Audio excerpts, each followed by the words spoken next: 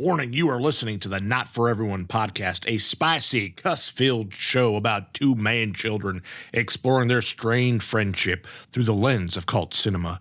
If you just want to jump straight to the review, please refer to the timestamp in the show notes. Now enjoy the Texas fried cult cinema caviar that is the Not For Everyone podcast.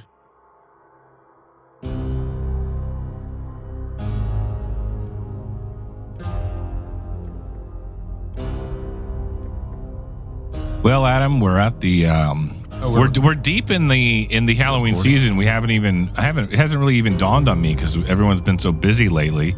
We're halfway through October. Holy shit. We're starting our last episode counts as a Halloween episode, but this is what was our last episode?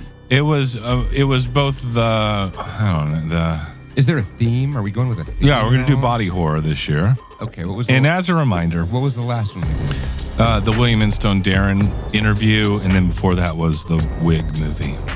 Oh, the Blue Sunshine. Blue Sunshine. That's kind of body horror. Blue Sunshine. I think that's a good pace car for body horror. Sure, whatever you say about But as we've said before, there's got to be a theme to everything. there is every Halloween for sure. There's a theme. There's a theme every Halloween. It's Halloween in 2 weeks, and we just came and started this episode. And you just realized, oh shit, it's almost Halloween, and we have no theme. No, we've had this theme for months now because our friend and listener and Patreon supporter Vanessa, wanted us to cover Society, which has been on our list for years. It's a great movie. And we're going to talk about that probably 45 to 55 minutes into the episode.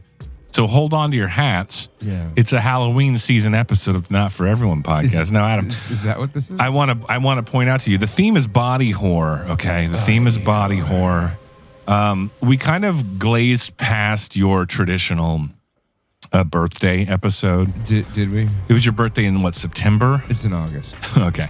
It's your birthday. It's been a few months. It's been a couple months. And normally we like to open presents. Well, you got a present for me? I have one. Fuck yeah, dude! It's closer to your birthday now than it is to mine. But but you don't get me presents for one, and two. I get you fucking some half-ass bullshit. It's nothing. I wanted to save this for next year or Christmas or something like that. But we both might be dead by then. But it's a spooky movie. Well, spoilers. It's a movie. It has to do with spookiness, and it's the Halloween season, and I wanted to get it to you. Is it The Nightmare Before Christmas? I wanted to get it to you in celebration of both the smack dab in the middle of your 57th birthday and our Halloween of 2024. Halloween season 2024. Now, I did just go downstairs and check the closet to see if I had any gift wrap. We do not. You don't have gift wrap. So do you want it or do you not want it? No, yeah, I fucking want it. Hell yeah, give it to me. Give me the present. Whatever present it is. You always give me good presents, Bobby. Tell me what you like about spooky movies. Wait, are we... what's this fucking spooky movie? Where it's a Halloween episode. So we do... we cover podcasts. Is my voice coming through right? Because I hear a weird echo on it. But you're fine. We cover horror movies in our podcast. But the thing I like about spooky movies is I like things to scare me. I like to think of the nightmare realm and the creepiness of the world around us. I spend my time walking around hoping for creepy, weird shit to happen to me. But everything that happens is just psychological horror. What a great description of why you like spooky movies and the October surprise. Sure. Yeah. This is what's called an October surprise. Adam's birthday Halloween present. Woo! Now, what I want you to do, since I can't gift wrap it, gift wrap it. Close my eyes. I'm going to slip it to you. I'm going to slip it to you under the desk. Is this just your dick? Close your eyes. Close your eyes. I'm going to slip it to you under the desk. All right, you told me it was a movie. It's a VHS. It's a VHS. Wait, don't open your eyes. I haven't opened my eyes yet. Where's the microphone? What do you think it is? Think spooky movies. Think spooky. It's gonna be something with Haley Joel Osment or fucking. It's not the Sixth Sense. One of the kids from fucking Full House. It's probably gonna be something from Full House. No, I haven't looked at it yet. It's a videotape. It's a spooky movie. Can't look at it yet. Go ahead and look at it. Flip it around. It's Mr. Destiny. It's Mr. Destiny with the lesser Belushi.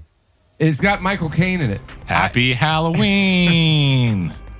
You got a brand new VHS copy of Mr. Destiny. It's a baseball movie. You know, I would like to think I've seen Mr. Destiny. I've seen Mr. Destiny a few times, actually. This was a movie that was on one of those tapes I had as a kid that had multiple movies on each tape.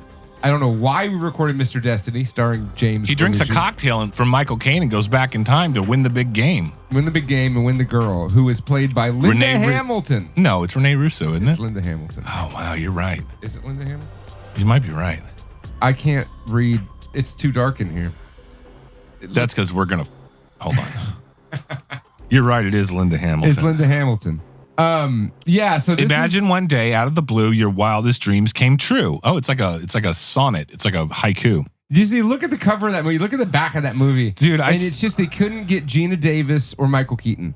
So they went with James Belushi. This is... and Mr. Destiny is arguably... I think it's... Aside from maybe The Principal, it's Jim Belushi's best movie. Wait a second. Is that Linda Hamilton on there? Yeah. It is? You're sure? Yeah. I think this is a real personal... this is a real personal Mandela effect. Because I swear when I was a kid, it was Renee Russo, but it is Linda Hamilton. Correct me if I'm wrong. Is my mic working right? Yeah, you're fine. Correct me if I'm wrong. Linda Hamilton was in the Terminator films. Yeah, she's married to James Cameron. Is she? Yeah. Good for him. I don't know. They might not be married anymore because, Hollywood. So this movie's a time travel movie, right? Like, if I remember, Michael Caine. Can I read the fucking back of the box? Read the back of the box.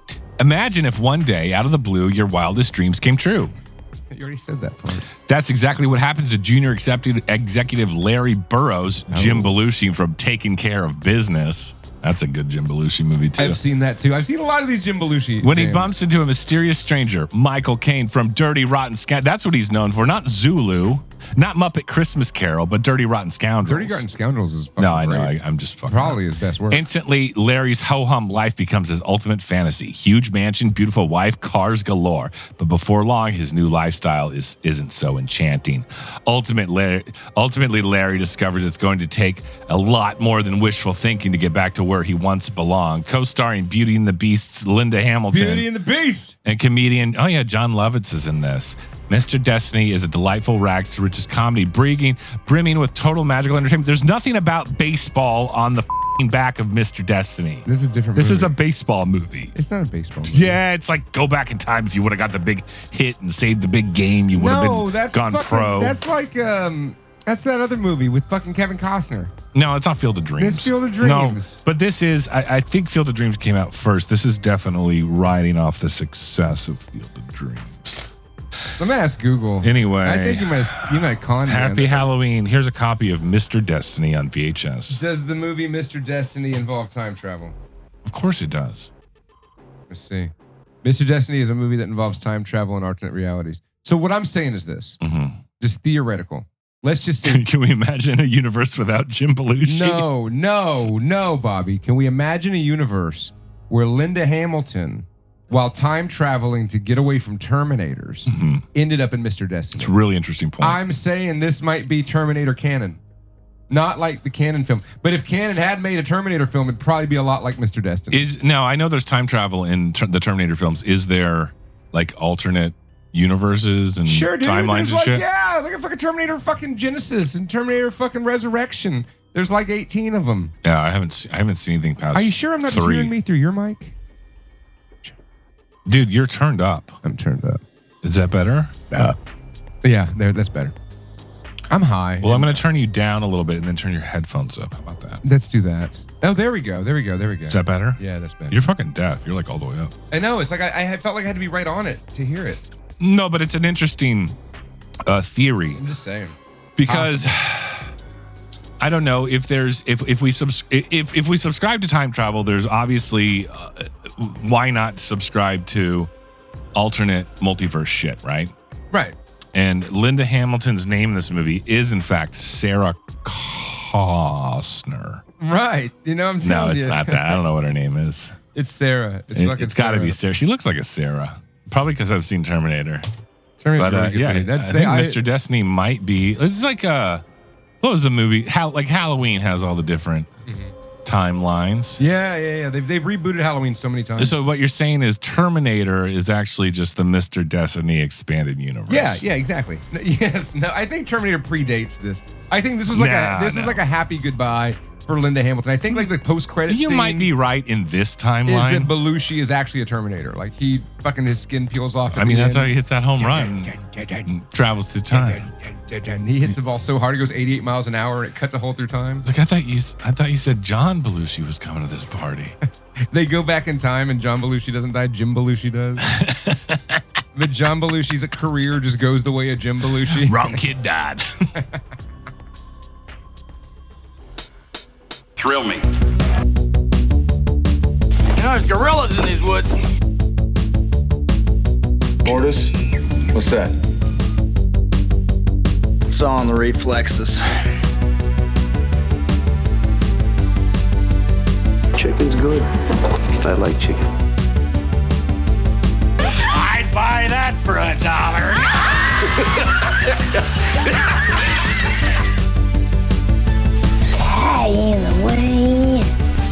In the wind. Oh, wait. Was she a great big fat person? I drink your milkshake. Carpet day! You make me want to be a better man. I'm running this monkey farm now, Frankenstein, and I want to know what the fuck you're doing with my time! See you at the party, Richter.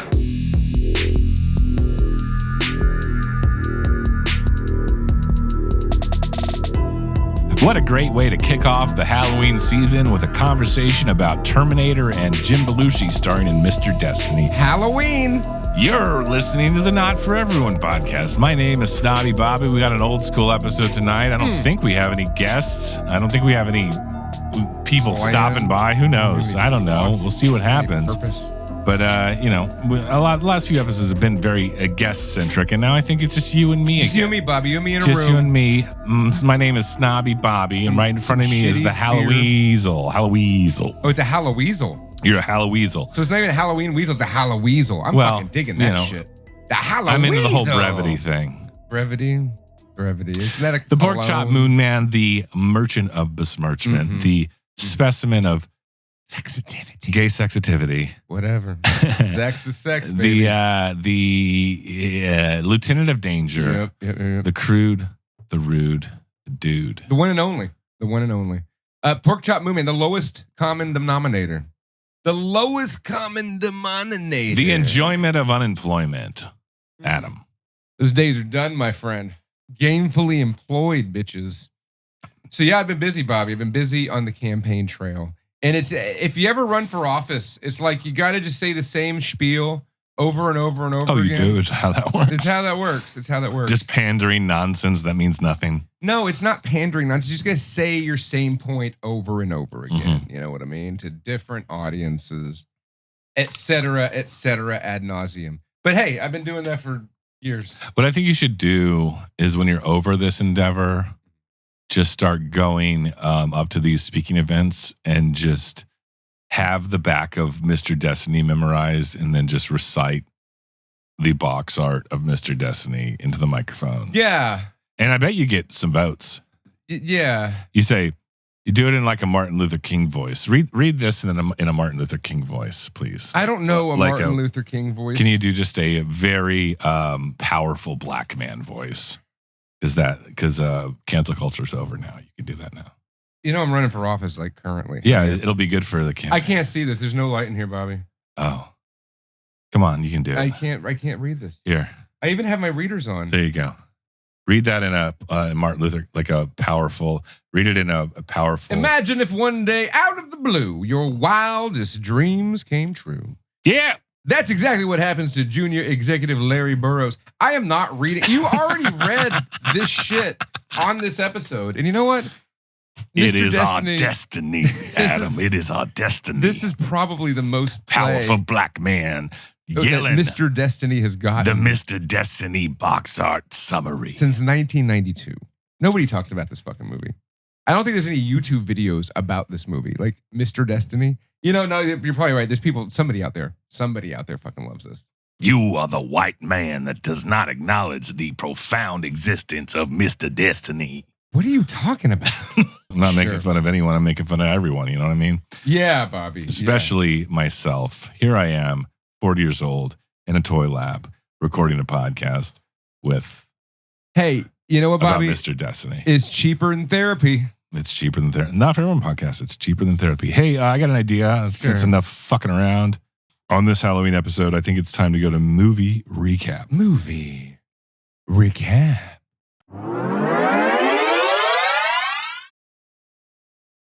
I got to pull up my letterbox because I don't know what I watched. So I watched a bunch of movies, as I'm known to do, but there was a few of them that really stood out as good films. I watched something on Netflix called El Conde. Now, because it's a Halloween season, I do have a little bit of theme in my my movies here. I watch spooky movies. Spooky movies. Just spooky. Like Mr. Destiny. Mm-hmm. No, I watched some vampire flicks, some vampire films. Like Mr. Destiny. Yes. So the first one I watched is called El Conde, and it's on Netflix, right? And it's a Spanish film. I think it's South American. I think it comes from the country Chile. Mm-hmm. Not Chile, not like chili con carne, but Chile. You know? Chile. Yeah, they got a flag that looks kind of like a Texas flag, I think, but it's not a flag. I think the colors are swapped or something. Something like that. So it's about a vampire. It's an old vampire. And it proposes that Augustus Pinochet, or whatever his name was. Pinochet.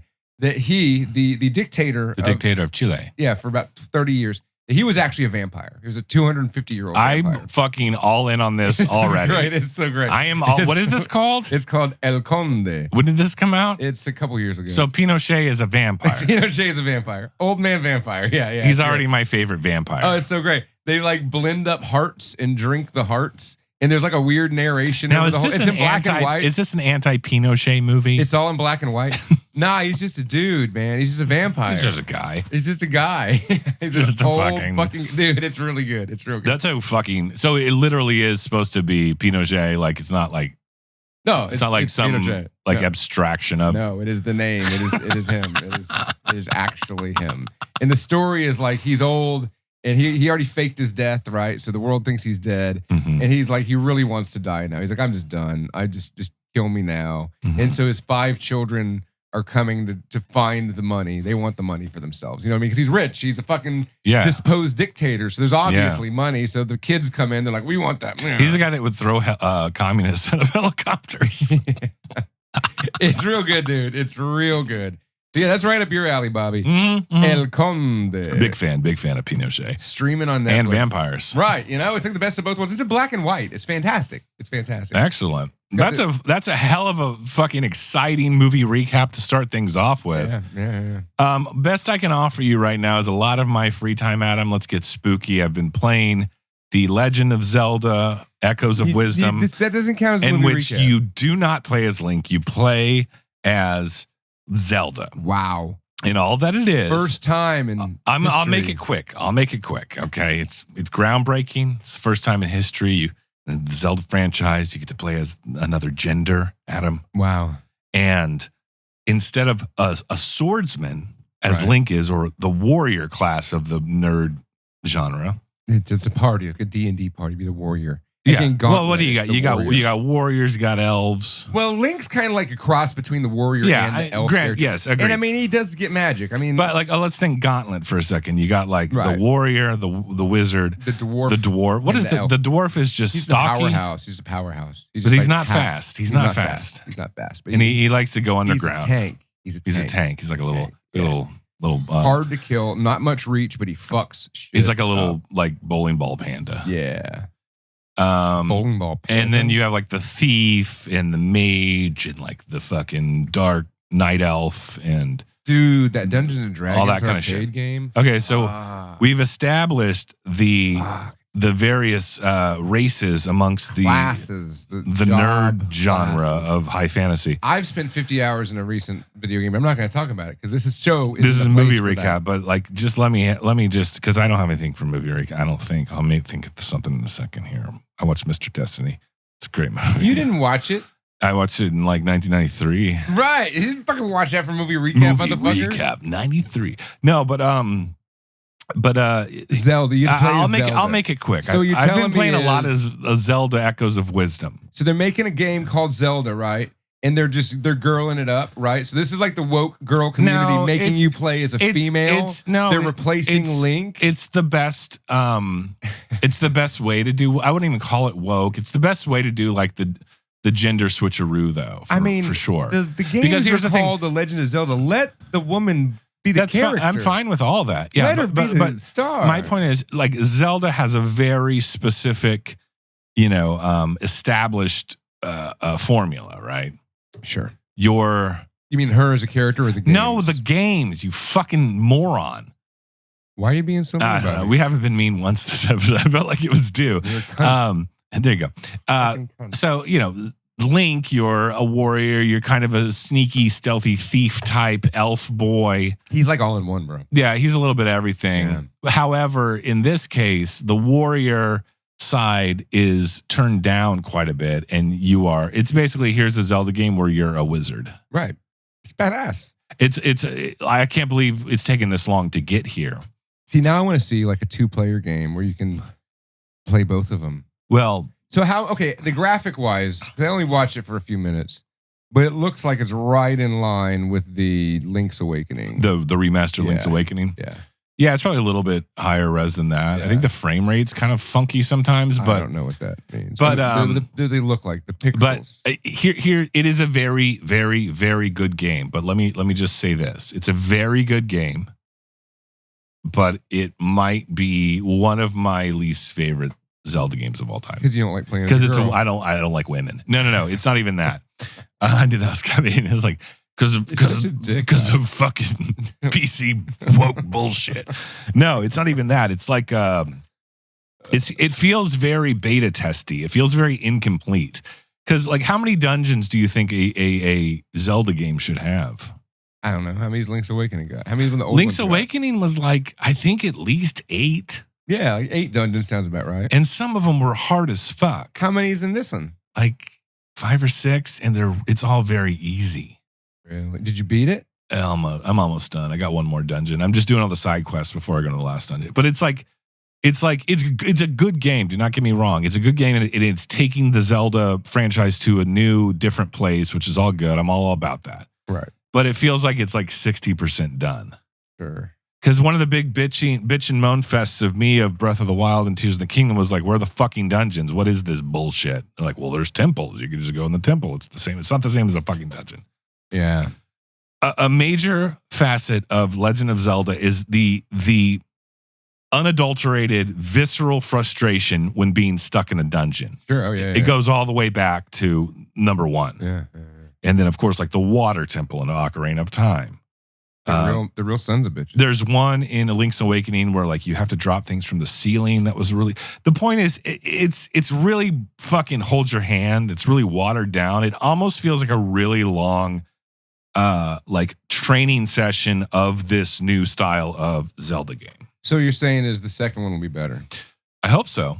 And I have heard announcements that like the top-down old school Zelda thing isn't just going to be remasters of old versions. They're going to actually keep this going. Well, I hope they keep doing that with Metroid too. You know what I mean? Yeah. Like fucking because Metroid Dread is fucking incredible. Great. I used to do, when I first got the Switch, I would just lay in bed and play that game, and like it was the best time. You still have that game, right? That's Yeah. my copy of that game. I still need to beat that. Yeah, you should beat that. Well, what happened is I put it down for a while, and I don't know where I am or what to do. So I've been playing this game myself. We're gonna go this fucking route. Let's do video games. Let's play some video games. So I've been playing this game, which has the most ludicrous name that I'm embarrassed to say it out loud because it's just like so like this weeb nerdy bullshit. Please tell me you're playing the Garbage Pail Kids game. No, that's Is that a real thing? No, I don't know. It should be. I'm playing. Do you like Japanese role playing games, Bobby? Like turn based? I don't. I can't say that I like them because I don't have any experience, desire or experience with them. So my favorite games, my personal opinion, number 1 game of all time is something called Final Fantasy III. Can we make this spooky somehow? Spooky Final Fantasy. Fuck you. You just talked about Zelda for 7 minutes, bitch. So that's a turn-based role-playing game from 1990 something. It's Final Fantasy VI in Japan. It's a very celebrated of all. Very celebrated. 3 and 7 are the ones that everyone always. Exactly. Those Yeah. are the best. I prefer 3 to 7. So I played 7. I got out of those games after the years and didn't really play them for a while. And I played one like 10 years ago called Xenoblade. Is that the one with Blew my where you're mind. like a boy band? No, that's one of them though. But I did play that one. That was like 6-7 years ago. So there's another game series like that called Persona, right? And the Persona games are real badass. They're part of another game system. Persona. Right, called Shin Megami Tensei. Fucking say that 10 times fast. And so these are all badass JRPGs. What does that translate to? It means like devil, princess, resurrection. Yeah, that tracks. Yeah, exactly. And so Some they're, Japanese mythical shit. they're like dungeon crawlers and shit. No. But they're fucking badass. But they're But turn-based. it's turn-based. It's turn-based and there's all this long story shit. So the Persona games are real good. They're real celebrated. Like Persona 5, like Persona 3, 4, and 5. They're like out of the nerd culture that play these games. They're like fucking top tier. And they really are. They're great.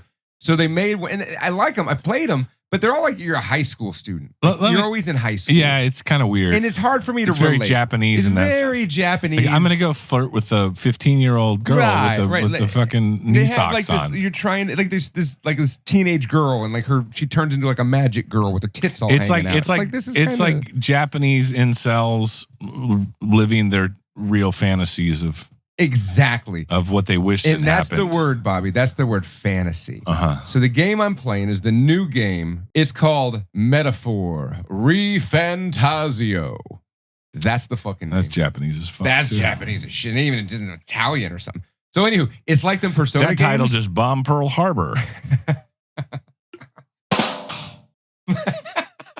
Yep. So so it's like one of them Persona games, but you're not a high school student. It's like fantasy shit. You're like dungeon crawling and shit, Bobby. There's Yeah. like good legit dungeons. And what's cool about it is when you're running around the overworld map, you know, I know what you probably hate about those turn-based role playing. It's like random battles. Everybody hates random battles. You're just walking around, honestly, I and all of haven't a sudden, played blah. one since Final Fantasy VII. Oh yes. And before that, it was like Pokemon Blue. Are there random battles in Pokemon Blue? Yeah, you just walk through the grass, all of a sudden you're fighting a fucking dweeble or whatever it's called. Exactly. It's that kind of shit. Which is fine. This new one doesn't have any of that though. What's cool is you can run around, you can bash dudes, and if they're lower than your level, It's you just like move on. yeah, you just kill them and move on. Well, I mean, that's kind of everything, really. It's cool. But So, anyways, this yeah, that kind of shit's annoying. I just don't have the time or patience for that. you just told me about all the time you're spending on Zelda. Yeah, if Zelda was a turn-based RPG, it would be like 400 hours. Yeah. I mean, you can still spend 400 hours in Zelda. Yeah, well, no, I'm glad it makes you happy. Maybe in a different life, I'll get into that shit. You know what? Fuck you. And I'm not Fuck you, saying Zelda. that from Just a place dismissive of motherfucker. it's of dismissiveness. It's like I You get start it. I get fucking like honking trust, horns dude. and Trust shit. trust me, bro. Trust me. It's Okay. so loud in my fucking ear. Don't do it. Don't do it again. All right. So trust me. Like I get the appeal of the turn-based RPG, and I was pretty deep into Pokemon Blue in 7th grade. Right. I was OG first generation Pokemon. I was too old to enjoy to let myself watch the cartoon, but I played the game. That's how I was old too school I am. old to like Pokemon. I was like, nah, fuck that. Well, So, anyways, enough of that nonsense. I watched video game recap. I got another one for you. Another it's my video turn. game It's my recap? turn. No, another movie. Oh, recap. are we going back to movie recap? Yeah. Okay. We're going back to movie recap. Movie recap. Oh, so here's. I'll say this.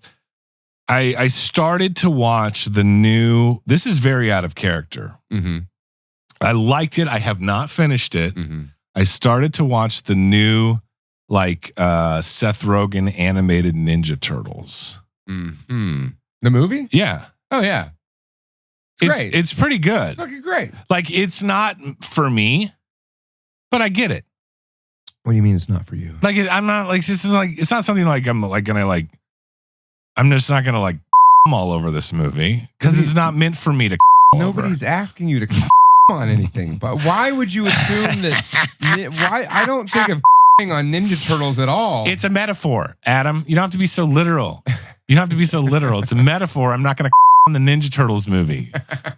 I'm not going to do it. It doesn't get me hard. That's good. But Why I'm trying to do the thing where I'm less dismissive and less cynical and try to like expose myself to all this shit that you like. Don't expose yourself to these children, Bobby.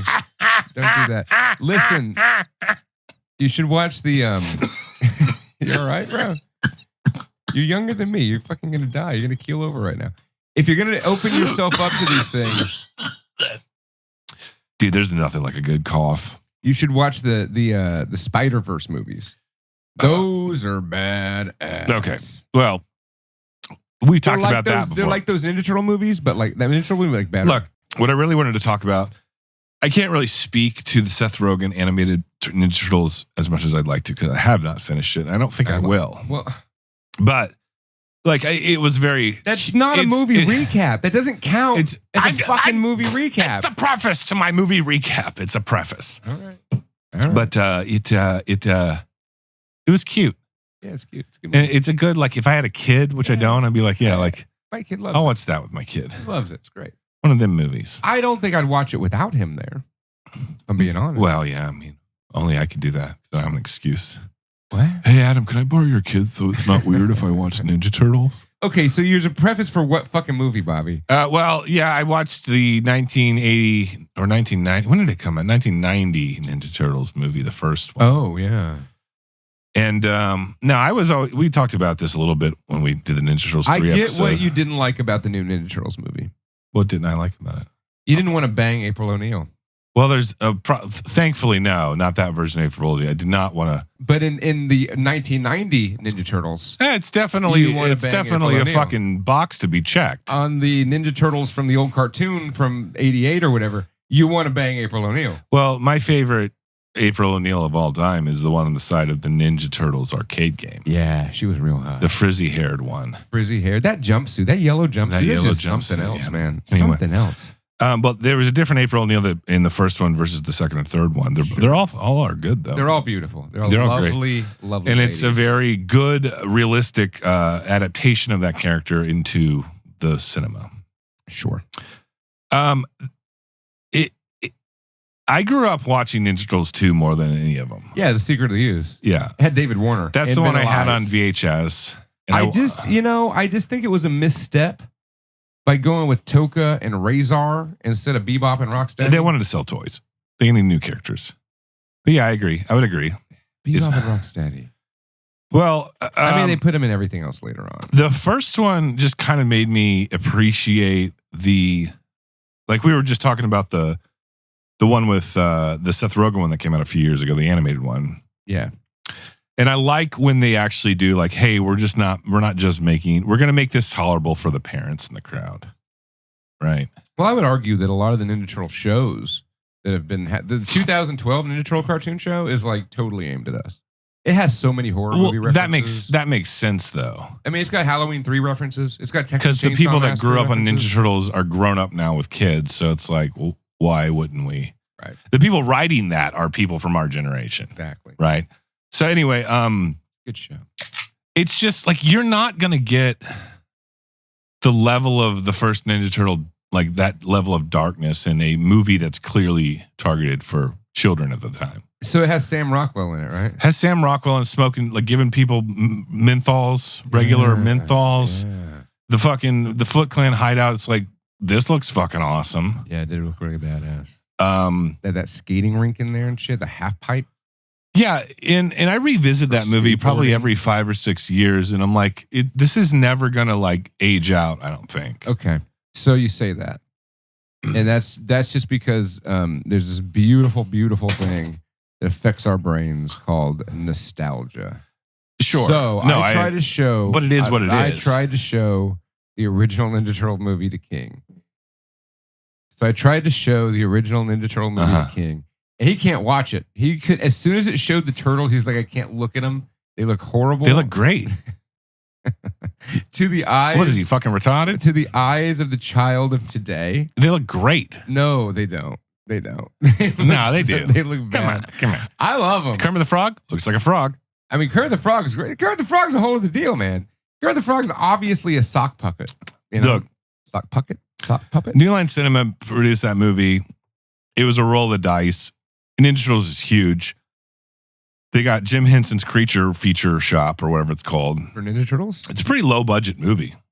Pretty low budget. And it just takes me back to like the first time you saw that poster in the fucking movie before it came out. We were like, well, I was like 8. And like 9. my friend had the like, you'd go to Walmart and you'd have the poster, like little giant plastic book flip through thing. Flip through all the posters. I remember like the Leonardo meditating. Was it Leonardo meditating? Or like, there's like when they got in the woods with Casey Jones and they like hide out in the upstate New York or whatever. Right. Yeah, I remember that. Like there was all kinds of, there's like just, it was just just a shot of the movie in 9x16 that you put on your wall. And it's like, there was like, of course you could buy the actual movie poster and put on your wall, but I'm just saying like, it was just fucking mind blowing at the time to see that even before you watch the movie.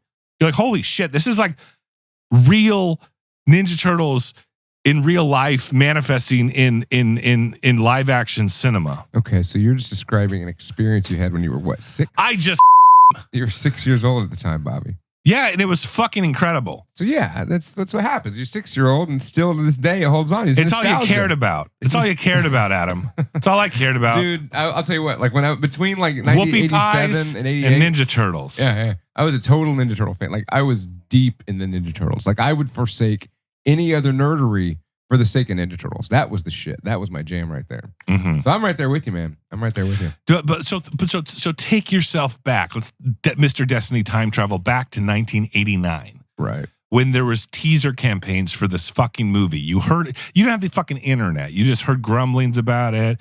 There might have been a teaser trailer in some fucking Ghostbusters 2 or whatever. That's about the same time. This really feels like you're in a therapy session. No, yes, that's again. Look, this is what we're here for. Okay, spit it out, Bobby. I'm just saying. No, this is about you, Adam. Oh, it's about me. This is about you. I'm just saying. Okay. You're being very dismissive of what I'm trying to point out here, and I don't think that that's truly how you feel. That's what I do in therapy. This is the therapy. That's not how you feel, Adam, about the Ninja Turtles live action movie the teaser campaign before you actually saw it was like fucking like. It just broke your fucking brain. It broke your fucking brain, apparently. It broke your brain, and then you saw it, and it didn't disappoint. That's all. That's the best I could say about that movie. You saw it, and it didn't disappoint. Right. It's not the best movie ever made. It's not. It's arguably not as good as like the first Batman from '89. Listen. Think about this. Imagine that time, right? Mm-hmm. You were a fan of the original Ninja Turtle, Kevin Eastman and Laird comic books. Where they're like, no, shut up and listen to me. Imagine that you weren't a 6-year-old boy or 9-year-old boy like me. You're like a 20-year-old dude like us, right? Mm-hmm. Like a man-child who loves those comics and then sees that movie. No, that's unacceptable. It's unacceptable. It's unacceptable. Right. No, nostalgia makes this forgivable. Everything I just said. It's nostalgia. Everything I just said. Nostalgia makes it acceptable. It's a drug. It's like dude, like okay, so like what, like okay, let's put that into perspective of like modern times. Like, what's a thing that kids like today? Like what? Roblox? Barney? No, that's what is it? Roblox, or like what's like the Fortnite. show for like? Dude, I'm sorry. Minecraft. Like I'm sure Minecraft, Fortnite, Roblox are fun games, but I'm 40 and I'm not going to expose myself to children. Please don't. To children's games. So Fortnite, here's the thing, man, and my kid's hilarious. Like on Fortnite right now, there's Leatherface and Edward Scissorhands. Mm-hmm. And so he's like, oh, Leatherface, that guy from Fortnite, right? Hey, whatever gets him. I know.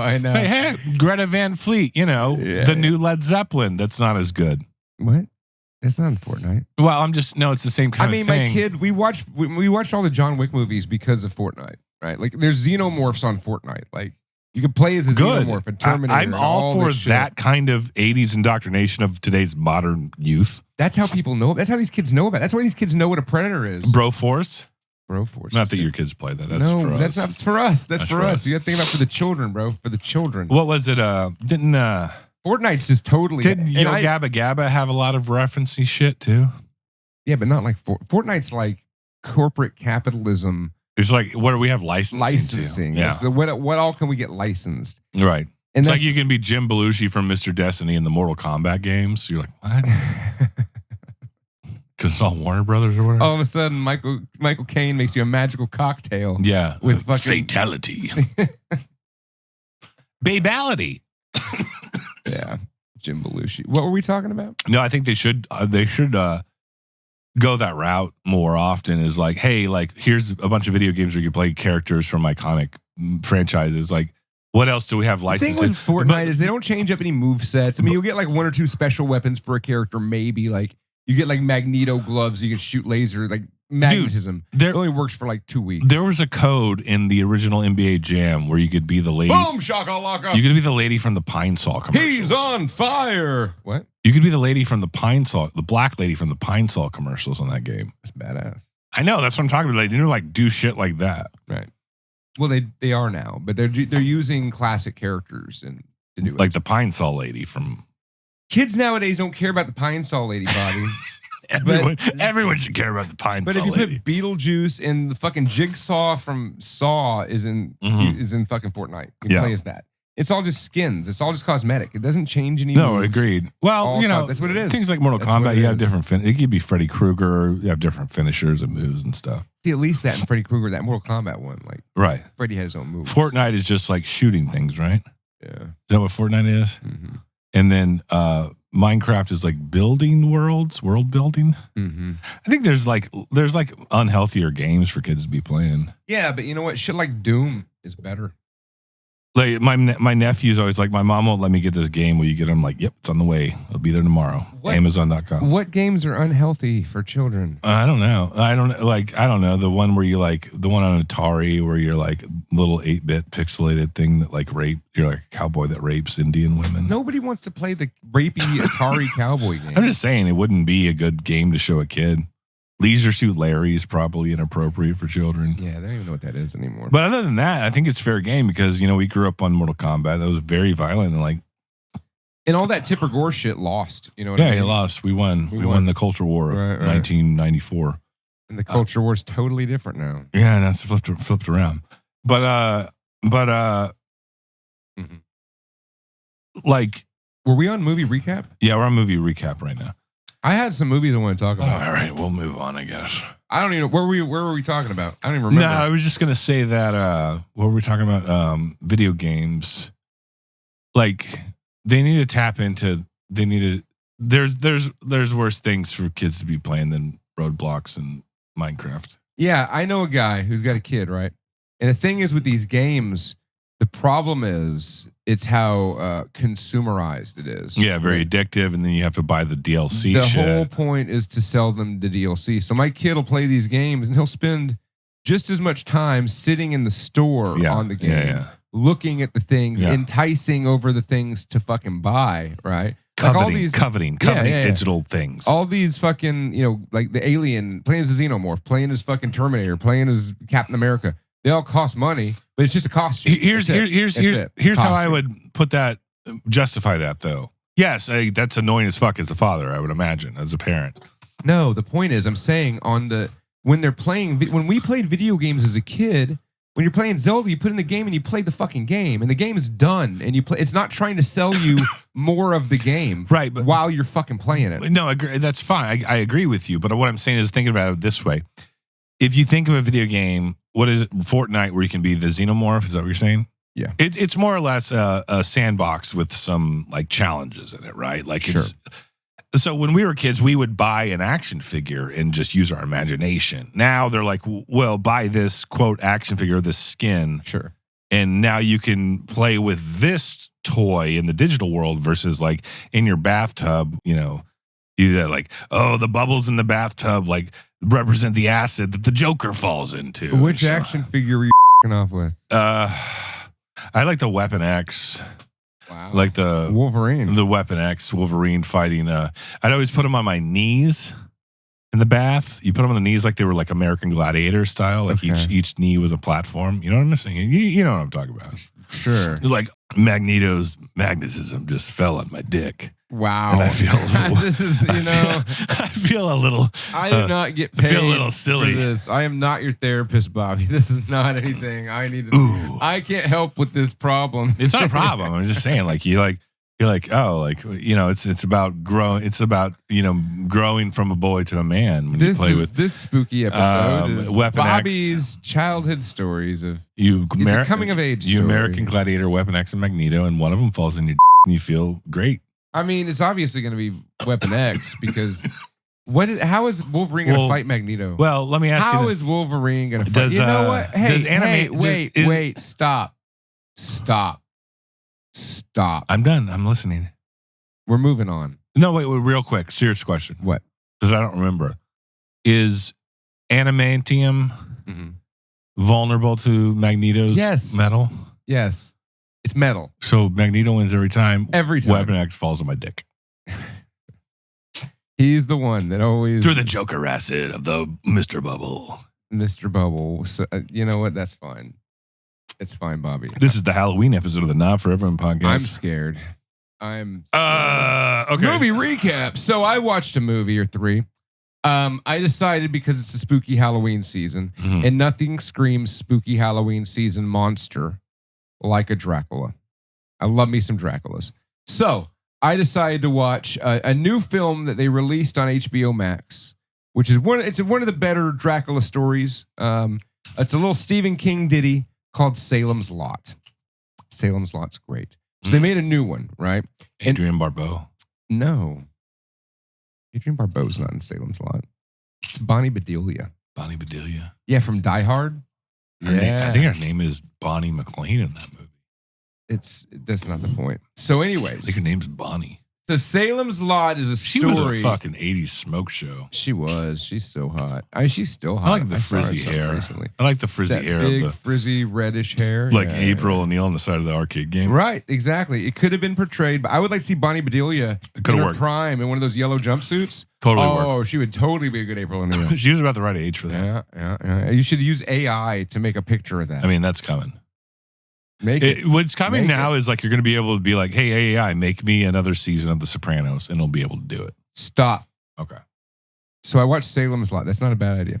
So I watched Salem's Lot. With Rob Lowe from 2004? No, I didn't watch that one. I watched a new one. So there's a new one that came out on Max. It's by New Line Cinema, I think. I don't know. It's a movie. It's like a 2-hour movie. It's I don't know who the guy who directed, some dude named Doberman. I don't know if he's made really many movies, like an Annabelle movie or something. Oh, Doberman Pinscher. Like Director Doberman Pinscher. Yeah, he's related to the Rottweiler, but not. That sounds like a German director's name, honestly. Achtung! So I watched that new Salem's Lot movie and I liked it. Directed by Doberman Pinscher. It was a really good movie. I found it. It was it felt modern. It felt like a modern horror film in the terms of the shots that they can do, because they have everything looks kind of cleaner nowadays. And like the shots seem more like lined up in certain ways. I don't know. I like it. I liked it a lot. Why are you looking at me like that? It's got the modern. I was being attentive because I'm less tempted to interrupt if I'm just leaning and staring at you. Sure. Go back to staring. That's it's kind of creepy. So I like the new Salem's Lot. It's got Bill Pullman's kid. He kind of looks like Bill Pullman. Louis Pullman. He was all right. But it really just followed the Salem's Lot story. And I'm like, you know what? This makes me want to rewatch the original Salem's Lot. Because Salem's Lot is a made-for-TV. Now, this one has Rick Moranis in it, right? No. This one has Starsky or Hutch. I'm not sure if it was Starsky or Hutch. From the show Starsky and Hutch, or the stupid Owen Wilson? No, from the show. This movie came out in 1978. It didn't have fucking Owen Wilson in it. Oh, which one are you talking about? The new one on Max, or are you talking about the original? If you're paying attention, you're just staring at me. You're not listening to what I'm saying. You're just looking at me. I'm trying, though. You fucking blanked out. It's like the eyes of a child that has no clue what's going on right now. So, anywho, You're like a child that walked into a movie. Anyway, I decided to go down a little Salem's Lot rabbit hole. I didn't go so far. Now we're getting spooky. I didn't go so far as to watch the Rob Lowe one from whenever. Probably for the best. But I did watch the original Salem's Lot, which is a Tobe Hooper movie. Oh yeah, and it's all right. It's slow, very long, very slow. It's 3 hours long, but very scary. There's a lot of scary bits to it. It's if Halloween were Christmas, which it's not, but like let's say Halloween was on the caliber of Christmas, where everyone in the nation had the day off, right? And you were able to just cook food and have a long ass slow movie on in the background, or watch Salem's a Christmas right, story over and over and over again, followed by Christmas Vacation with Chevy Chase. Like Salem's Lot would be that movie. It'd be one of the movies that's on for sure. It's like, yeah, you just walk into the room, you're hearing it in the back. Like, it's not, I'm going to be honest, it's not easy to sit down and just watch on the couch in one sitting. I mean, it's easier nowadays because we have phones. Well, because no, you can look it's at harder your phone because of that. Oh, okay. Yeah, exactly. It's a good movie. And I love a slow burn. I do. But that movie is at least 3 hours. It's 3 hours. It's right at 3 hours. And it has some sincerely profound, creepy moments. Oh, yeah. It has some great fucking scares. And that's kind of the appeal of the slowness of it, is like when it pays off, it pays off. And so here's what it made me want to do. I've been listening to audiobooks recently, right? Because I take a lot of walks. I walk between 5 and 8 miles a day on average. And I like to listen to books. I like to. What are you, an 80-year-old woman? Something like that. Just go to the mall. I walk in fucking circles. You're a fucking mall walker. No, I go up hills. Don't get stabbed.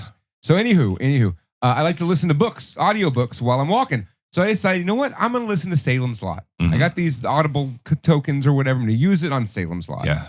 And listen to Stephen King's version. Yeah. And it's fucking great. I wanted to see the comparison between the three. You know? And there definitely is contrast. There's stuff in the new one that happened that was more honest to the book than the old one. That was the gateway drug. Like, my dad is the one that got me into Stephen King, and he's a bigger Stephen King fan than I am. He's read way more than me. Yeah, my mom. And he was working on an offshore oil rig, and he was like, "There's a library there." He's like, "What is this fucking bullshit?" And he happened to pick up Salem's Lot, right? And was like the fucking beginning of the end, right? It was like. That book's fucking great. Yeah. And you know what? We talk all this shit about Stephen King. I love Stephen King. Saying he can't stick the ending, right?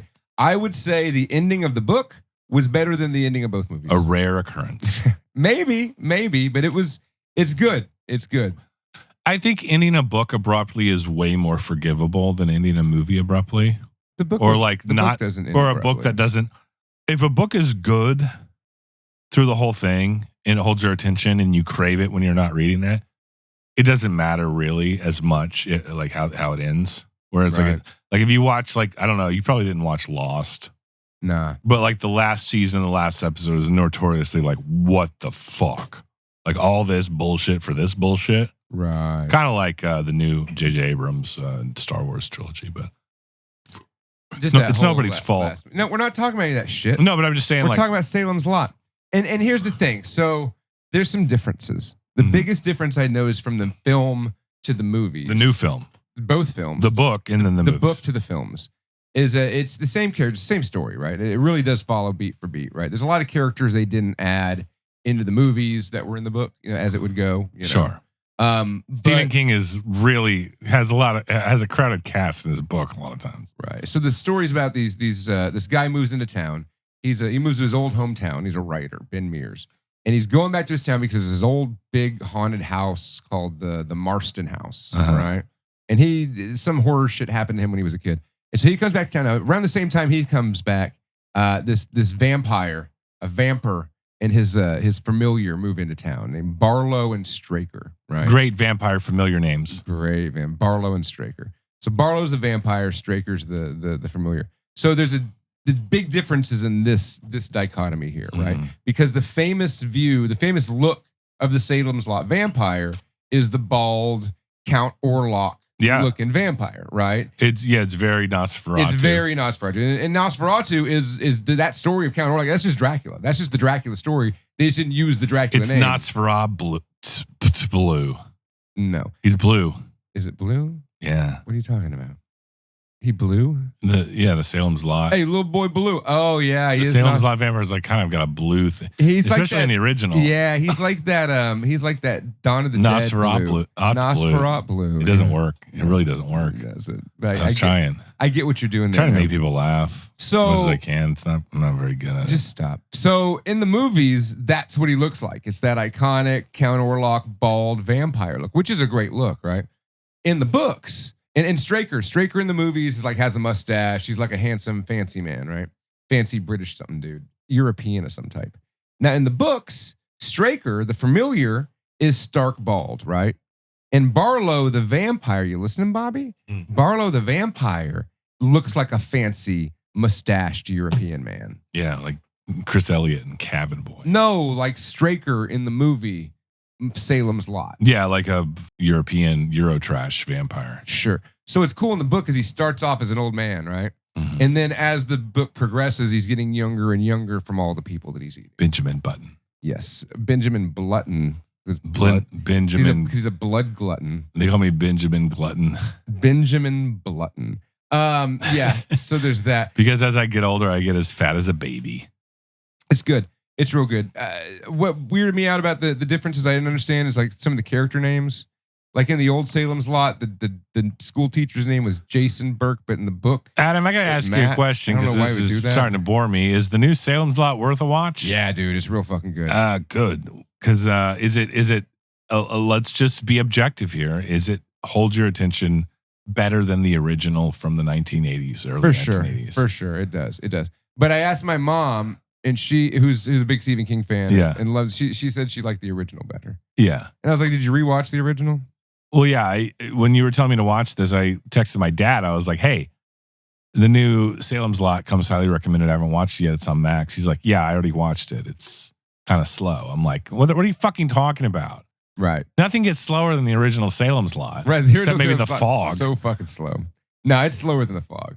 It's slower than maybe. the fog. But when I say slow, I don't mean it's a bad thing either. Well, I tried to watch the Return to Salem's Lot. Oh, God. Larry Cohen. And I love Larry Cohen. Larry Cohen's so fucking good, but he just dropped the ball on Return. Is it that? I've never seen it. Is it that bad? Is it like even an interesting watch? Say, oh, Larry Cohen's directing a sequel to Salem's Lot. That's kind of weird. It's just Michael Moriarty being the character he plays in the stuff, and in You, the Winged Serpent. Oh yeah, and in every other Larry Cohen movie Cohen he's can in. do no wrong. No. Listen to me. Have you watched Return to Salem's Lot? No, because it's not fucking good. You just said Larry Cohen can do no wrong. I'm telling you, he can. It's called Return. Didn't he do Salem's some of the Lot. Maniac Cop movies? No, I think he was involved. He might have been involved, but he didn't do those. Larry Cohen's. Oh, that was That's what's his face. What's his later Hodden?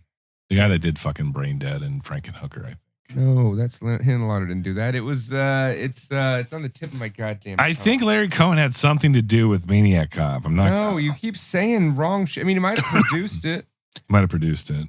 Now we got to look it up. We got to do the podcast thing where we look things up and let the audience just sit there with their dick in their hands.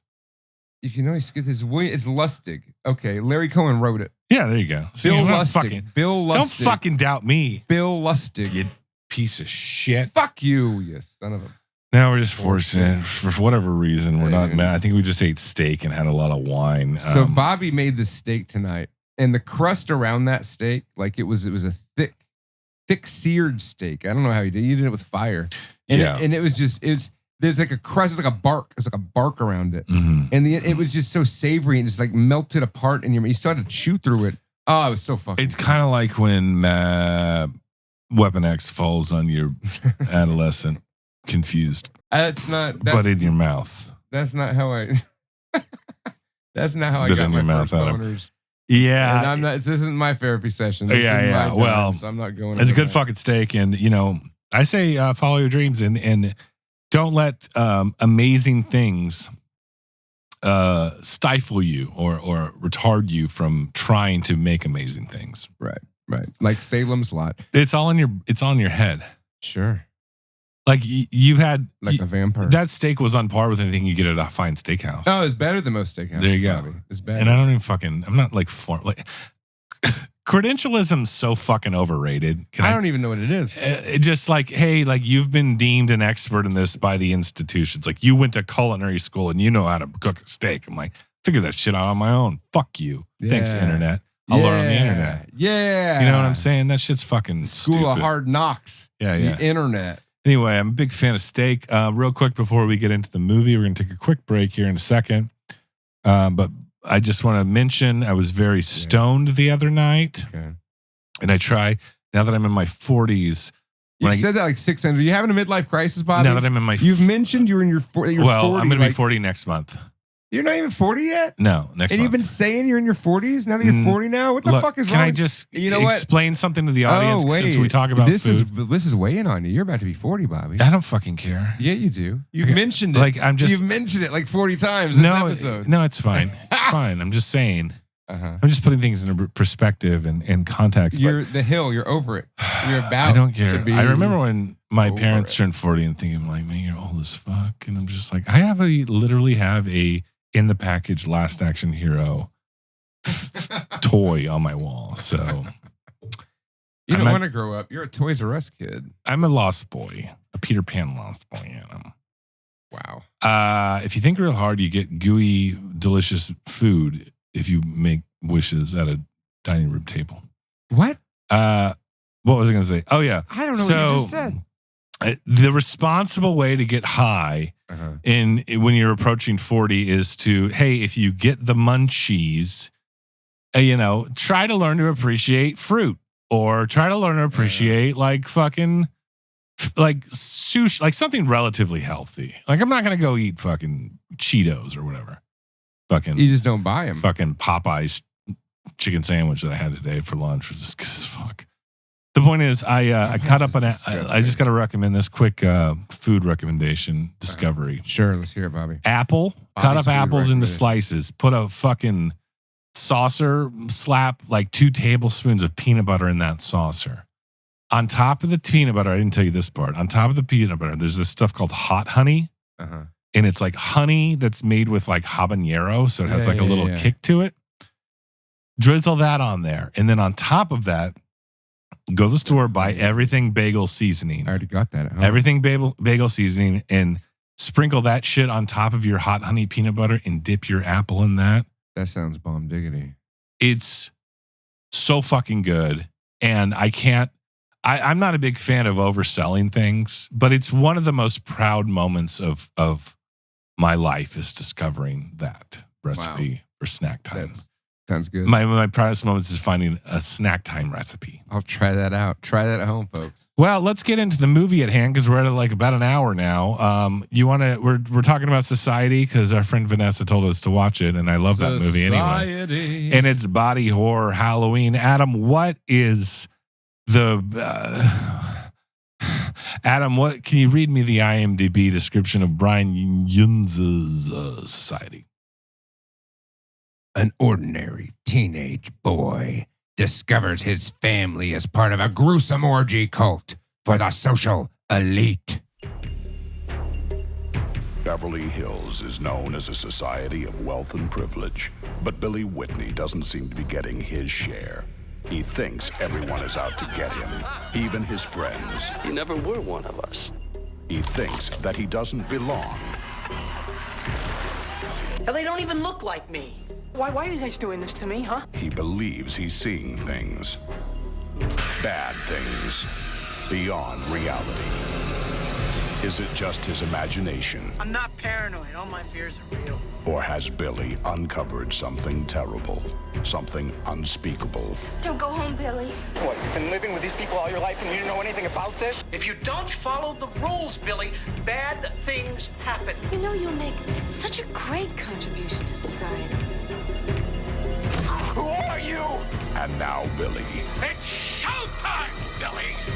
is fighting for more than just his sanity.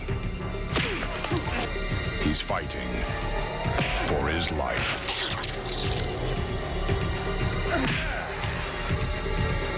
The time is coming for Billy to take his place. In society, it's all about fitting in. 1989 Society. Directed by the great and wonderful Brian Yuzna. Is it Brian Yuzna? Yuzna. You turn it up a little now. Oh my God. There we go. The great body horror practical effects director Brian Yuzna, who's also known for Bride of Reanimator. And he wrote From Beyond, not H.P. Lovecraft. He was a partner. He was a working Let's partner. look at his directorial credits. He made Return of the Living Dead 3, which is fucking fantastic. Fucking amazing. Yep. Mm-hmm. The Dentist, which I remember. He made The fucking Dentist, which was terrifying. The Dentist 2, Rottweiler. But He's more known for his practical effects, if I'm not completely mistaken. Well, I mean, it came from the era in that school of those the Charles Band crew, right? Of Full Moon and Stuart, your favorite Stuart Gordon. You know, I'm not a fan of Stuart Gordon, but I like the other movies made tangentially to him. Brian Yuza executive produced Warlock. That's something. And you know what? The movie Dolls. Society. You love Dolls. The movie Society stars Billy Warlock. Yeah, Society. I would say that Society from 1989 is a fantastic double feature with. What do you think I'm going to say? With what? What do you think you would double feature Society with if you were Robert? If I was you, Snobby Bobby. Look, I'm not your therapist. I'm not a fucking psychic.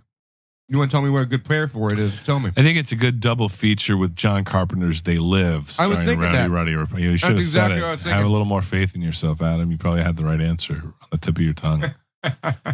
On the tip of your tongue. Now, Society is one of those ones that is.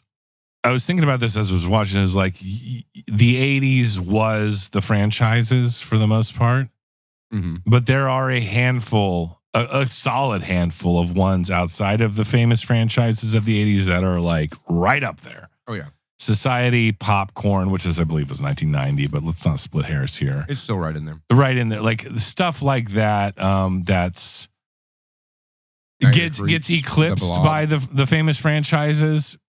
Well, I think between 1988 and 1989, franchise or not, some of the best movies ever made were made. Yeah, like Field of Dreams and Ninja Turtles 1. Mr. Destiny. Mm-hmm.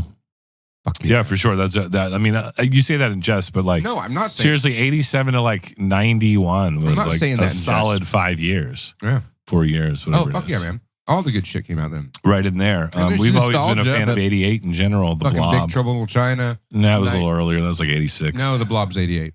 Well, Big Trouble in China was like 86. 87 maybe. Right. 87. All right, let's kick it back to 87 through 91 was like that was the jam. That was prime time in our lives in American culture and cinema, because this is a movie podcast where we talk about in-depth analysis and opinions and subtext of famous Hollywood movies of various eras. And in this episode of Not For Everyone Podcast, we're covering 1989 Society because our friend Vanessa wanted us to, and I love this movie. And it's a body horror.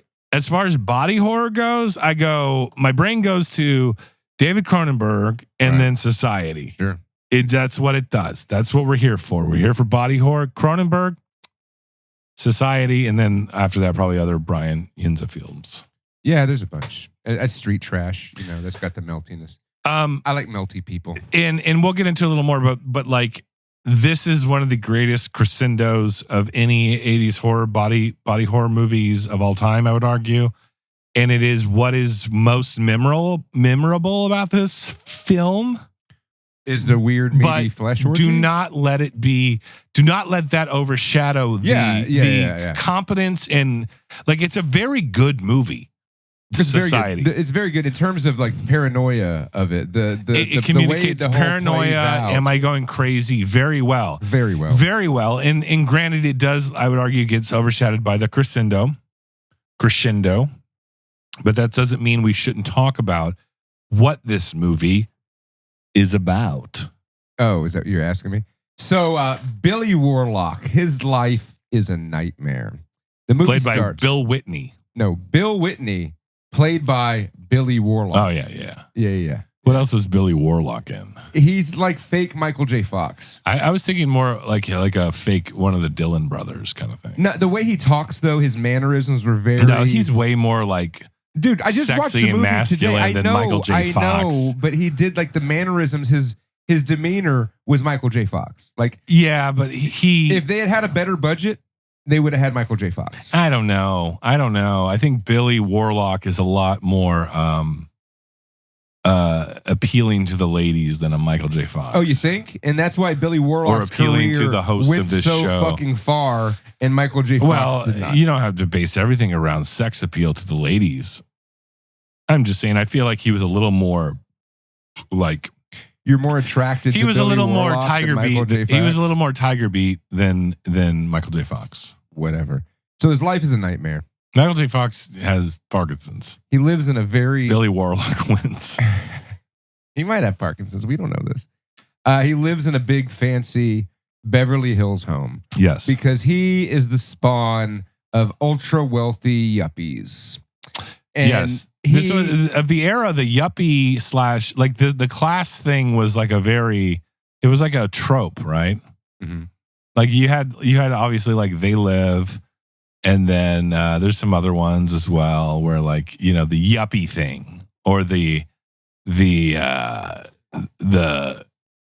class war thing. It is the real fight in this world. It is the real war. It's all just I don't know competition if for resources, sex orgies, and or sunglasses that see the truth, but that's the real fight. Yeah, totally. 100%. So, anyways, I'm drinking Ham's beer. Billy Warlock feels that his whole life is conspiring against him. He lives in this huge, very fancy relatable house. as a teenager, right? Huge mansion, and he feels like his sister and his parents like aren't really his sister and parents, and he feels like he's never been a part of the family. He feels like an outsider. He feels like he's the black sheep of the family. Is incredibly. The teenagers in general and teenagers at the time can identify with this character of Bill Whitney. Yeah, and you know what? I don't fit in. I'm a 1980s teenager and I don't fit in, even though I have gorgeous half like semi mullet and I have a hot girlfriend. I don't fit in. Right. He's like the captain of the football team, but he doesn't fit in. You know what I mean? He's like he wins. Hey, bro, just ride the wave. He wins student body president in the movie, but he didn't fit in. He didn't fit in. Yeah, at Beverly Hills High School. But that's the point, though. Like he can have this normal life, but at home, where he's supposed to be safe, is where he doesn't fit in. Yeah, that's a great point. That's a great point. And maybe he doesn't even feel like he fits in, like in the context of his roles at school or whatever either. Right, maybe he doesn't even there he's sus of that whole situation. Right, for sure. And he feels like there's a lot of people in his life that are conspiring against him. And he has a therapist, though. He has a rich Beverly Hills therapist who is an old male pattern baldness guy who wears a tracksuit in his therapy sessions. Always a good sign in a therapist. Always a good sign. sign. It means he's made it, doesn't give a fuck, wears a tracksuit. Is that why you think this is therapy? Because I wear tracksuits over here? No, I just like to be real with you, Adam. Oh, okay. That's all this is.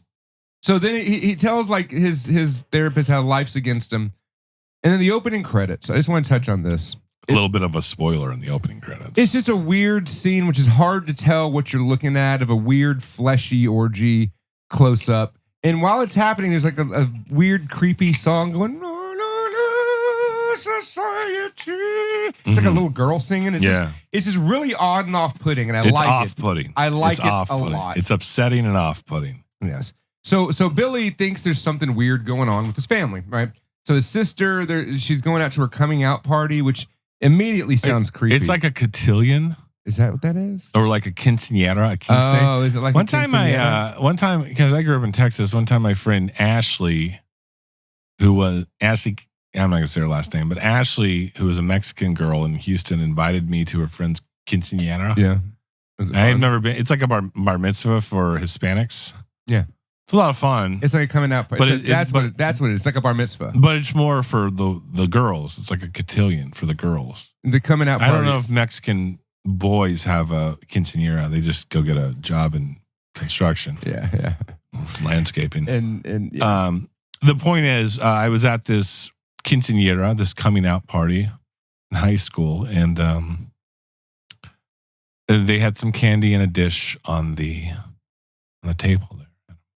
I zoned out. Just keep talking. On the table, there was a dish of candy. I was eating it all night. And then eventually Ashley walked up to me. She said, "Are you eating that?"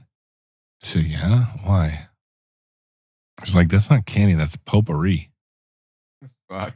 So I was eating. You were eating potpourri? I was eating Mexican potpourri at a quinceañera back in 1990. In 2002. Did it taste good? I mean, I didn't know it was. In hindsight now, I remember thinking like, yeah, this does taste kind of weird. Yeah. But like my breath smelled like a floral pattern of begonias and Mexican potpourri. Yeah, on the bright side. On the bright side. Though that's my coming out cotillion bat mitzvah. So that's what kind of party that they were going to. Yeah, they were that kind of party. But he didn't believe it. He thought there was something creepy and weird going on. He was under the impression he had some weird paranoid delusions that his family was incestuous. And I mean, was it unwarranted though? No. Like he had good reason. Well, yeah. I mean, that's to assume that or be sus of that. But at the same time, like we'd mentioned earlier, like this movie's very good at actually communicating a level of paranoia. Like you don't know if you're viewing this through the lens eyes of the protagonist Bill Warlock, or if what he's seen is legit. Is he crazy or is he legit? Right.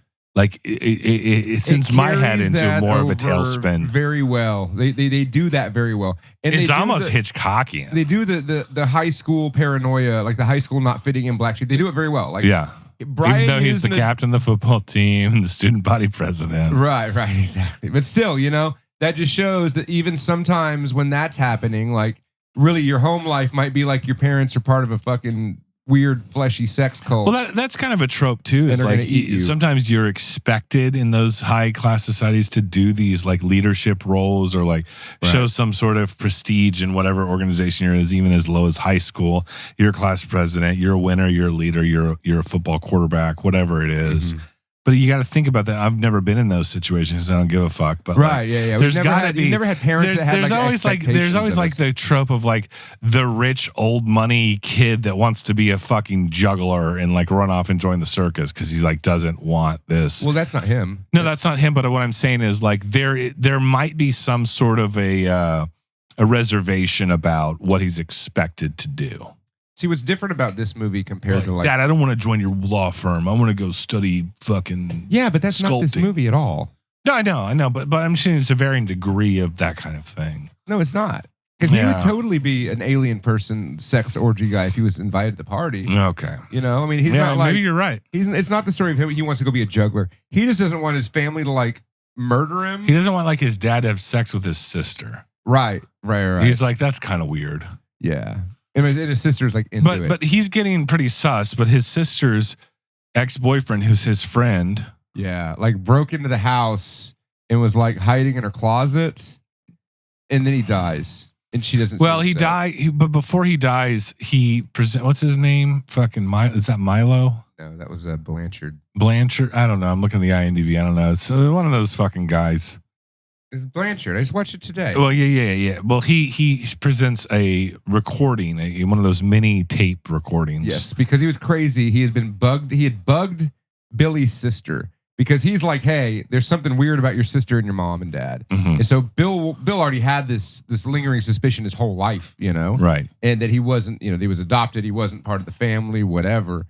And this guy's like, "Oh, well, I have proof because he was the ex-boyfriend." And so there's a so this was the first sign that maybe he wasn't crazy is like this other guy his friend in the community is like noticing this too, right?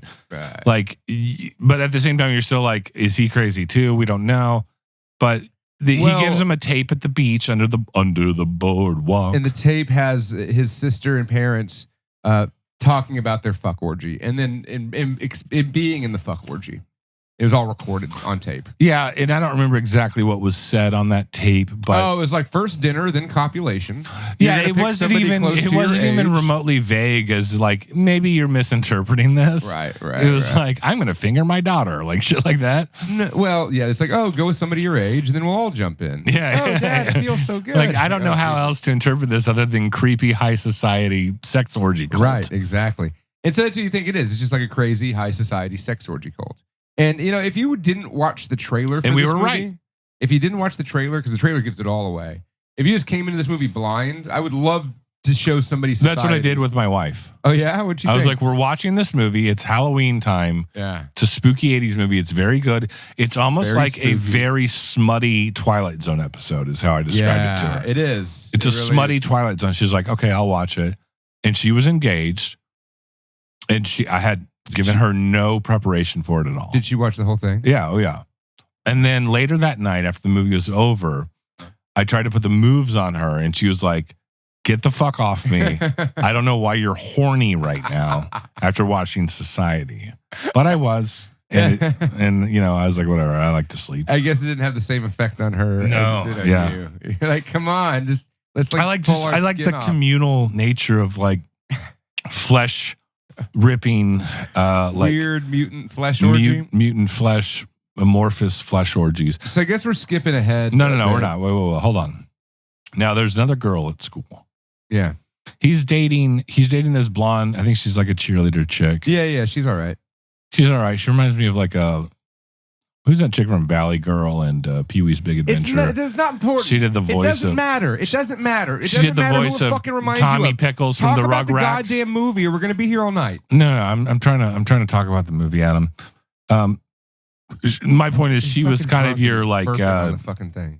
She was kind of your quintessential like '80s blonde girlfriend, blonde high school girlfriend. She's a blonde generic rich girlfriend, but she's a star fucker too. Like she wants to go up the ladder of society, up the ladder of societal prestige. And the other thing that's weird about this movie to me is that he's the student body president, he's the captain of the football team, but he's still not. He doesn't fit in. He's still not in the top echelon though. Like there's still there's a reason for that.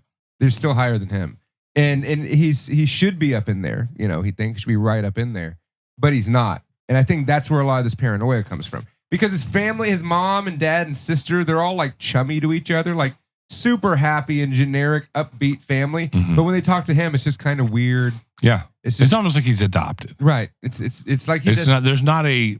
I don't think that's biological. I don't think that's how adopted children are treated. I would think that a lot of adopted children are treated if anything, with love. There's overcompensation. No, I agree. But there still is a biological connection. He's treated like a stranger. Yeah. Right. He's treated like he's the help. He's treated like food. Interesting.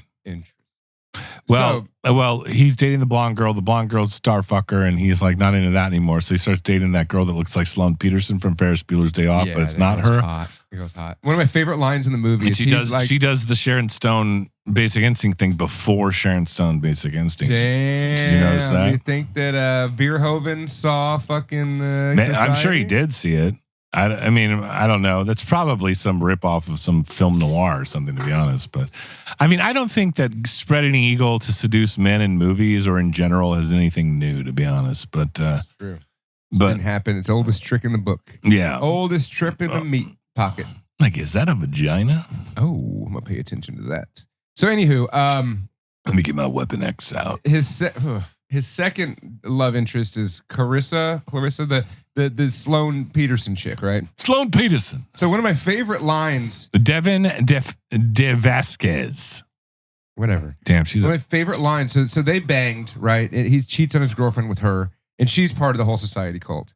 And he doesn't know this. But she is a. Let me finish. Sorry, go ahead. Finish my goddamn all right, sentence. settle down. Fuck. Settle down. Shut up. So one of my favorite lines in the movie. They bang. They're in her like super rich, fancy house. And she's like, "Oh, I made some tea. How do you like your tea? Cream, sugar, or do you want me to pee in it?" And I was like, that was off-putting, but that's also like, I should probably hold on to this for a little longer because this bitch is wild. I mean, I'm just thinking what I thought originally, while I'm in my head, that if you're in like this rich, fancy house, you know this broad is down for that.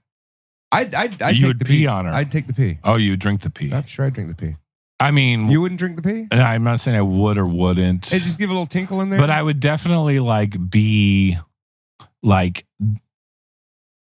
There's something about blue blood. There's something about being intimate. And probably have syphilis now. There's something about being intimate with a woman that is not wife take home to mom material. Sure, that's incredibly appealing. Okay, and this captures that flawlessly. Fluidly, like piss into a teacup. Like this is like, oh wow, she's like a wild one, you know. Wow, there's something very arousing about that. Really, that's like all the broads I date. Like, do you just like go for the vanilla? Right. I mean, that's why I'm married, and you're fucking not in. You live in an one-bedroom apartment. I don't live in a one-bedroom apartment. I've been married twice. Yeah, and I'm a father. Yeah, I know. So I envy that. Fuck your mortgage. I was thinking about this Fuck too your the mortgage other and its day. It's like asshole. I really like roller coasters, but I can't. Like, no one will go with me. Can I just like hang out with your kid? No. Will you come with us? Absolutely not. Fiesta, Texas. You buying? Six Flags Fiesta, Texas. I'll buy for all three of us. I'm in. We're in. We're going. I want to ride some roller coasters. Hell yeah, I'm down. And what is that? What it I'll was? go It's on about all the $30 in the '90s for a day ticket. It's probably about $80 now. Yeah, something like that. Something like that. I don't know. We'll have to look at my. You make it. I'll have to call my accountant first. You provide tickets. I'll show up. Speaking of, when's Judas Priest? Next Thursday. Well, let me put this on my calendar. In like 5 days. Oh. James Finch was supposed to come down. Or no, wait. I don't know. I think I told James Finch about it. He's not coming though. Okay. I have it. And I got ridiculous Metallica tickets for Houston in June or July. Wow. Not a big fan, to be honest. But Yeah. I don't know. I've heard like I like old Metallica albums and shit. Like I love Kill 'Em All and like Ride the Lightning and Master of Puppets and shit. And just my nephew is a big metalhead now. But I know. He's very into Metallica, but he doesn't like anything past the Black Album. He's like, no, like, well, that's good. That's not but when you listen to like these songs live, it all James Hetfield's like, hey, yeah, he's like Eddie Vedder. Every fucking song he does that on everything. Yeah, I've never been a huge fan. I like absolute horror. I really like Kill 'Em All, and I really like Master Puppets. And Justice for All is my favorite. Yeah, I mean, those first 4 or 5 albums. Why do we even talk about this? Metallica's a good band, and I'm going to go see him. So Society's from 1989. Okay, so Sloane Peterson is the new chick in his life. Talk to me about her mother. Her mother's a huge, scarily painted woman. They play her to have mental illness. She's a hair eater. She likes to eat people's hair. And I guess she's part of the society cult too, because you're born into it and you have to be born into it, you know? Yeah.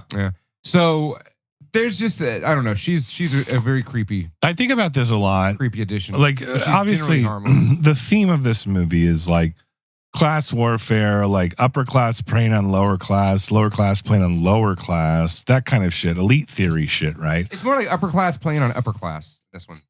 Yeah, I mean, whatever. But the point is like it's like a dominance hierarchy thing, right? And if you acknowledge that high class society, generally speaking, breeds with other high class society, and I would argue that this has been going on since the dawn of time.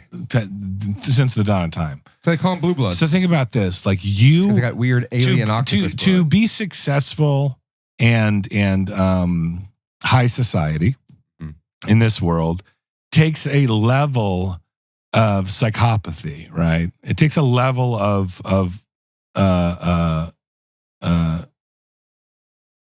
what's the word? Sociopath. Sure. Like you have to be able to compromise morally and exploit people to get where you are. Okay, so we agree with that, right? Sure.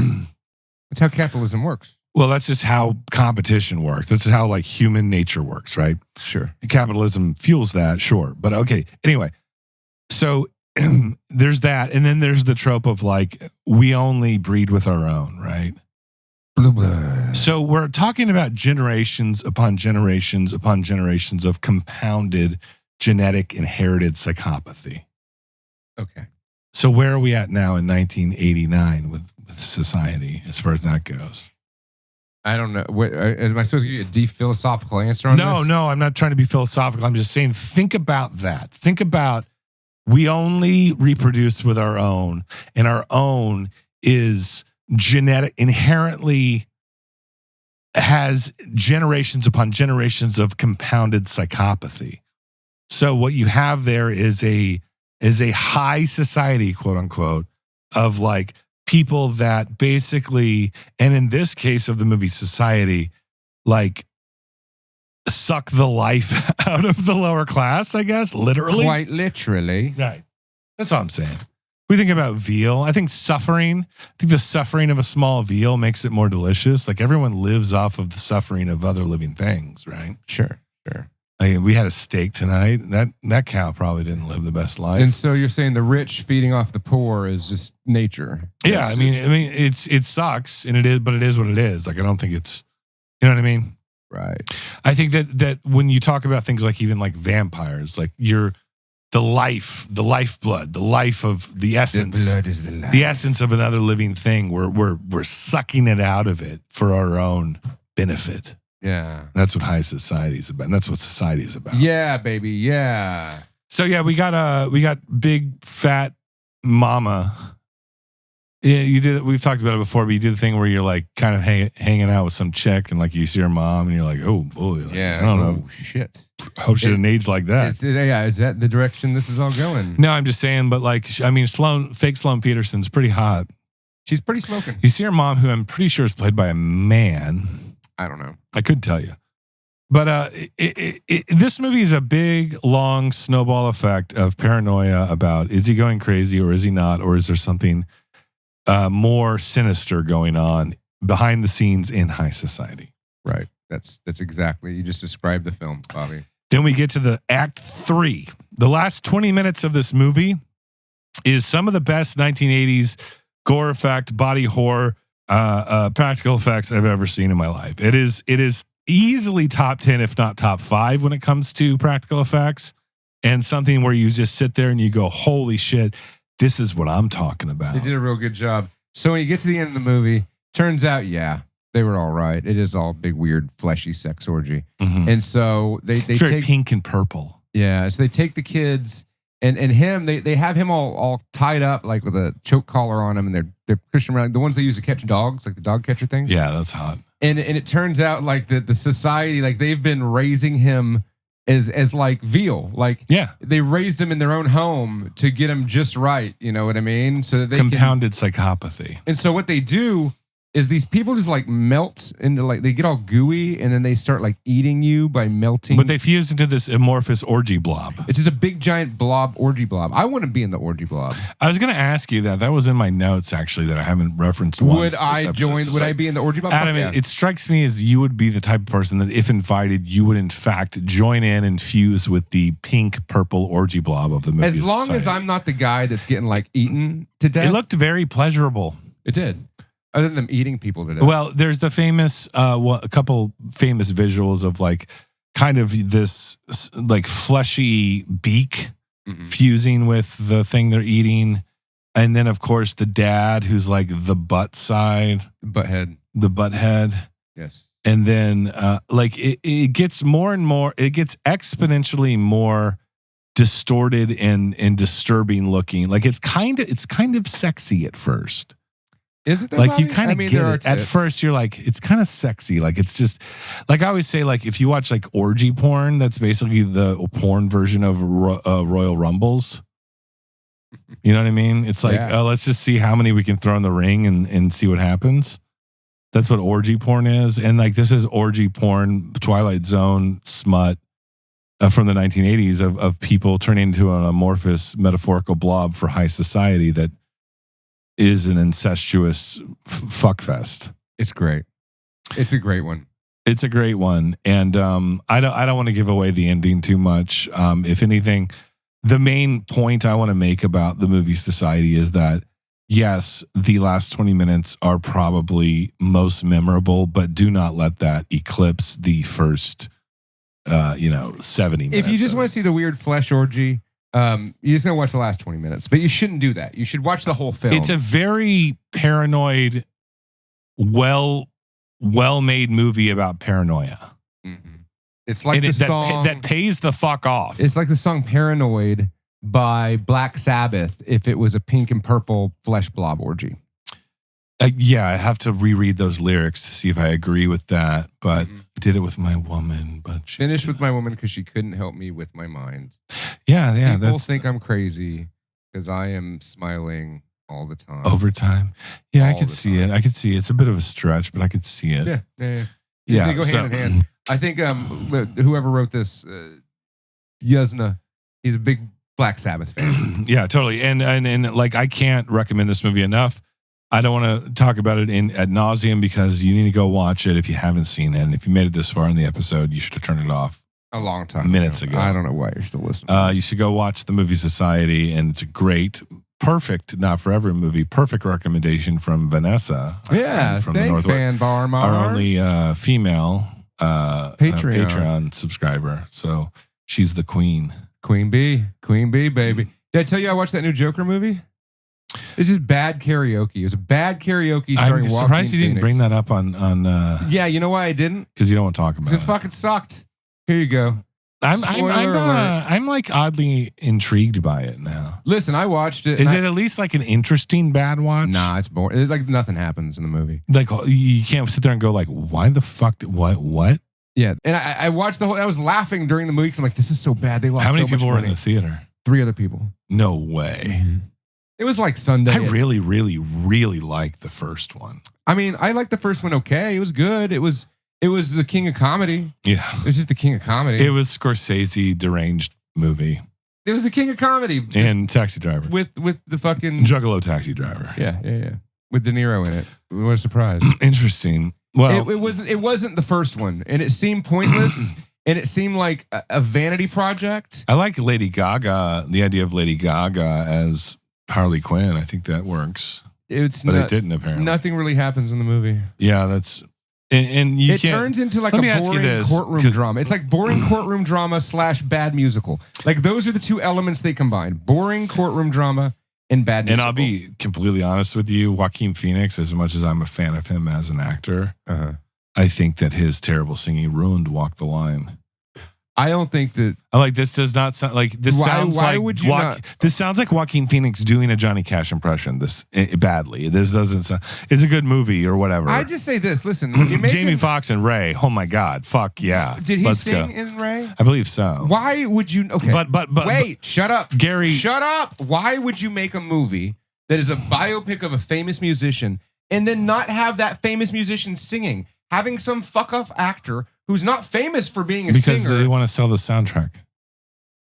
It's lame. No, I agree. And yay, capitalism. The best one of those types of movies, and we're going to wrap this up soon. Are we done? I was just we're saying almost Joker done. sucked. I thought we were just going to turn it off. What do you think of Gary Busey and the Buddy Holly story? Oh, fucking dude, you should go watch that movie. I'm not going to go watch that. Why not? Not right now. Well, go, dude. Seriously, like rock biopics, like Gary Busey and the Buddy Holly story. Even though it's incredibly. Wait, did you say Gary Busey as yes. Buddy Holly? Oh, I gotta watch this. I'm pretty sure he was at least nominated. He may have won Best Actor for that. Gary Busey won an Oscar? I don't know if he won, but he was like, it's a really good performance. It's Gary Busey as Buddy Holly in the Buddy Holly story. It's like the best fucking rock biopic I've ever seen, even though it's super inaccurate to the actual story, but who cares? Who cares? It's Gary Busey. So this is from 1978? And that's young Gary Busey? Dude, I can't believe this is the first you're hearing about this. Yeah. Dude, there's a scene in that movie at the end where he's getting on a bus. Don't spoil it. Well, he's just getting on the bus in the end, and they're like insinuating like he's getting on a bus with Richie Valens and the Big Bopper, and he gets on the bus and you hear, "Hello, baby," like that. I'm like, oh, he's about to go get on the fucking flight from Bye Bye Miss American Pie. Take the Chevy to the levee, the levee died thing, like that whole thing. The day the music died. Yeah, the day the music died. And that's like the very end. Did Gary Busey sing for real? Yeah. Gary Busey Dude, sang? it's so good. All right, this is my movie recap. We're taking it back. If you guys hung on this long to this episode of the Not For Everyone podcast, if you've not seen the Buddy Holly story starring Gary Busey, watch that movie. Oh, well, fucking Lou Diamond Phillips and La Mama is really good too. But Did he sing? Did he sing in that? Yeah, I believe so. Maybe I don't know. I can't. I sent you a link for a trailer for a movie called Werewolves that's coming out, where like there's like a plague of werewolves. A supermoon came, and everybody that got in that moonlight got turned into a werewolf that night, and like just rampaged. It's got Lou Diamond Phillips. Like Bats with Lou Diamond Phillips. But now it's Werewolves with Lou Diamond Phillips. Like Young Guns 2 with Lou Diamond Phillips. I don't think Lou Diamond Phillips is the star, but he was in the trailer, and that's good enough for me. I love it. What's The Power of One? Have you ever seen that with Lou Diamond Phillips? I listened to the Celestine Prophecy, and it was an audiobook, and it was narrated by Lou Diamond Phillips. No, let's go. It's fucking great. This has been the Not For Everyone podcast. Thanks for listening. Follow us on Instagram at Not For Everyone podcast. And follow Lou Diamond Phillips. Follow Lou Diamond Phillips. We do not get sponsored by Lou Diamond Phillips. Did he sponsor people? I would love to get sponsored. I'd love to get sponsored. I want to get sponsored by Lou Diamond Phillips and Ricky the Dragon Steamboat. And Gary Busey. Yes. But also check out Fox and Sons Coffee, promo code NFE. It's seriously the best coffee. I'm not even just saying that. If you ever wake up and just feel that you need a good kick in the ass, you need a good refresher, you need to feel like you're awake and alive and full of zestfully cleanness, drink some Fox and Sons coffee, baby. It'll get you going. Promo code NFE. Thanks for coming out.